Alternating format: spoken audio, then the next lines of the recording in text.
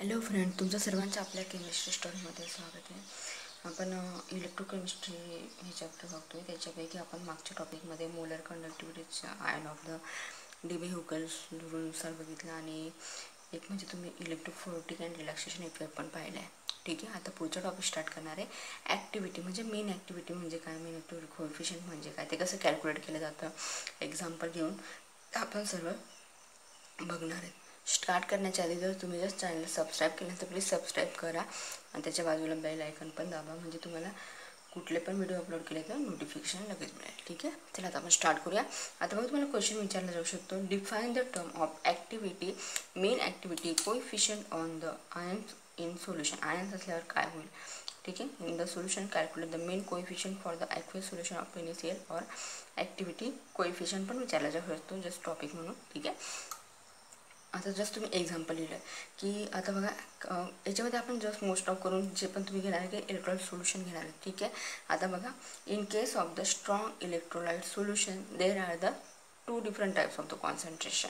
म्हणजे हे कसे असणार आहे हे सोल्युशन, म्हणजे कशा प्रकारे असणार आहे. एक तुमचं कॉन्सन्ट्रेशन, म्हणजे कॉन्सन्ट्रेशन हे इम्पॉर्टंट पार्ट आहे तुमचा याच्यामध्ये. ठीक आहे, in case of the strong electrolyte solution there are the two type of the concentration. एक म्हणजे तुमचं ॲक्च्युअल कॉन्सन्ट्रेशन असणार आहे आणि सेकंड म्हणजे तुमचं त्या ॲक्च्युअल कॉन्सन्ट्रेशन त्याच टर्मला तुम्ही काय म्हणणार, मोलॅरिटी म्हणणार. आणि अनादर असणार तुमचं इफेक्टिव्ह कॉन्सन्ट्रेशन, त्यालाच तुम्ही काय म्हणणार आहे, ॲक्टिव्हिटी. ठीक आहे, आता बघा जेव्हा व्हेरी डायल्युटेड सोल्युशन असेल तेव्हा तुमचं काय असणार आहे, ॲक्टिव्ह काय येणार आहे, AM equal to 1 for concentrated solution आणि AM is not equal to 1. जेव्हा कॉन्सन्ट्रेट असणार तर डायल्युटेड सोल्युशन असणार तेव्हा इक्वल टू 1 असणार आहे आणि जेव्हा नसेल तेव्हा नॉट इक्वल टू 1 असणार. This ratio of the AM upon is known as the activity coefficient mu. That is the mu equal to A upon M is तुमचं हे फर्स्ट इक्वेशन झालं. म्यू इक्वल टू 1 जेव्हा असेल तेव्हा ते ideal solution असेल आणि जेव्हा नॉट इक्वल टू 1 असेल तेव्हा नॉन आयडियल किंवा रिअल सोल्युशन म्हणू शकता तुम्ही. ठीक आहे, आता मेन ॲक्टिव्हिटी कोएफिशियंट ची टर्म काय आहे, define as the mu equal two plus or minus equal to, आता बघ म्यू प्लस म्यू मायनस 1/2 हे तुमचं सेकंड इक्वेशन आहे. ठीक आहे, तुम्हाला पुढे त्या व्हॅल्यू वगैरे पुढे कदा ह्याची लक्षात येईल. ठीक आहे, the activity coefficient is arise for the non ideal solution by using the equation. हे तुमचं इम्पॉर्टंट इक्वेशन आहे बघा. म्यू आय म्हणजे तुमचं आयडियल सोल्युशन जे पण असणार आहे, जे म्हणजे आयथ कंपाऊंड. ठीक आहे, आणि म्यू आय झिरो म्हणजे तुमचे झिरो जे इनिशियल स्टेजला असणार ते plus RTLN mu plus or minus. ठीक आहे, mu I chemical potential of I component आणि म्यू आय झिरो काय असणार आहे, कॉन्स्टंट असणार. The experimentally determination of the coefficient तुम्ही काय म्हणू शकतात मग, mu plus or minus for the different electrolyte शोध द ॲक्टिव्हिटी कोएफिशियंट. ठीक आहे, आता बघा जे तुम्ही start from unity of the zero असणार आहे कॉन्सन्ट्रेट तेव्हा ते काय असणार आहे, डिक्रीज असणार आहे. आणि जेव्हा तुम्ही इन्क्रीज कॉन्सन्ट्रेशन कराल तेव्हा same like the SCl is plus or minus increase above the unit काय असणार आहे, इंक्रीज होणार. डिक्रीजच्या वेळेस काय होणार, झिरो असणार आहे आणि इंक्रीजच्या वेळेस काय होणार आहे, ते इंक्रीज होणार. ठीक आहे, आता बघा तुम्हाला ग्राफ दिला आहे. ग्राफवरनं तुम्हाला जसं तुम्हाला हे दिलं आहे M तुमच्या वाचतो जे असणार आहे mu plus or minus 0 to 1.1 जे सोल्युशन दिले आहेत ते आयडियल सोल्युशन वगैरे जे असेल ते. ठीक आहे, आता बघा mean activity coefficient at the तुम्ही 298 डिग्री केल्विनवर तुम्ही हे जेव्हा करता electrolyte are given in the following टेबलनुसार बघा झिंक सल्फेट दिला आहे, कॅल्शियम क्लोराईड दिले, HCl दिले आहेत, त्यांचे कॉन्सन्ट्रेशन दिले आहेत आणि जस्ट तुमच्याला काय करणार ॲक्टिव्हिटी कोएफिशियंट काढलेले आहेत म्हणजे कॉन्स्टंट व्हॅल्यू आहे. ठीक आहे, आता पुढे तुम्ही म्हणाल की आता आयनिक स्ट्रेंथ. आयनिक स्ट्रेंथ म्हणजे काय, आता तुम्हाला आयनिक स्ट्रेंथ काढायला लावला आहे, तुमचा मेन पार्ट तोच आहे आयनिक स्ट्रेंथ. आता ते कसे कॅल्क्युलेट करणार एक्झाम्पल घेऊन तुम्हाला ते इझिली लक्षात येईल. ठीक आहे, म्हणजे हाफ ऑफ द सम. ठीक आहे, तुम्हाला पुढे मी सांगते काय असणार आहे. आयनिक स्ट्रेंथ म्हणजे काय, the effect of the concentration. आपल्याला मेन मोस्ट ऑफ पार्ट काय आहे तुमचा, इफेक्ट करतं concentration of the electrolyte solution. आता हे मेजर कशाने होणार आहे, क्वांटिटी मेजर करणार, त्यालाच तुम्ही काय म्हणता, आयनिक स्ट्रेंथ म्हणतात. म्हणजे तुम्ही म्हणू शकतात की just measure of the electric environment in the solution is define half sum of the terms is obtain by the multiplying the concentration. म्हणजे half sum of the into the concentration. ठीक आहे, of the ion square of its valence denote by the ion denote करतात. ठीक आहे, तेच तुम्ही इथं थेरीमध्ये right down केलं आहे. ओके, किंवा तुम्ही असंही हे करू शकतात, I is equal to 1/2 summation of the CI ZI square. ठीक आहे, आता जो तुमचा C प्लस जो असणार आहे तो X सी असणार आहे, सी मायनस जो असणार आहे वाय सी, म्हणजे तुमचे जे एक्स आणि वाय ज्या कंडिशन आहे त्या कटायन आणि अनायन असणार आहेत. ठीक आहे, जे पण तुमचे असणार पुढे आपण एक्झाम्पल घेणार त्या समजेल तुम्हाला.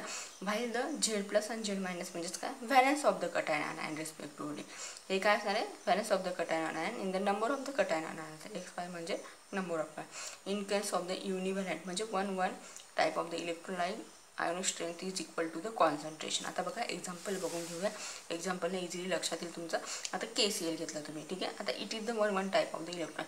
तर ते कसं होतं one type of the electron, the ionization is represent by. ते आयनायझेशन तुम्ही कसं रिप्रेझेंट करतात ते बघा.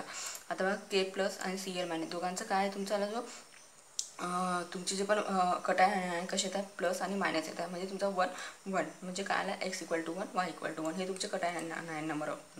आणि C प्लस म्हणजे काय तुमचं कॉन्सन्ट्रेशन असणार आहे. x = तुमचे जे नंबर ऑफ व्हॅलन्स म्हणजे तुम्ही पुढे ते फक्त झेड प्लस आणि झेड मायनस म्हणजे काय तुमचे जे नंबर ऑफ काय म्हणतो आपण कटायन आणि अनायन व्हॅलन्स कटायन अनायन असणार आहे. ठीक आहे, आणि इथं कॉन्सन्ट्रेशन y = C. फक्त तुम्ही इक्वेशन जे तुमचं आपण आधीच काढलं आहे बघा हे, बरोबर ना, हा जो तुमचा फॉर्म्युला आहे त्याच्याने फक्त तुम्ही पुटअप करणार आहे त्या व्हॅल्यू. ठीक आहे, आता बघा I = मी तुम्हाला असं दोघंही दाखवू नाही शकत.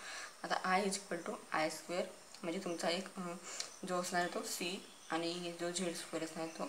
ठीक आहे, म्हणजे आता त्याची फक्त तुम्ही समेशन काय करणार बघा, 1/2 C × C. 1 असणार म्हणजे तुम्ही C × C करणार, बरोबर की नाही.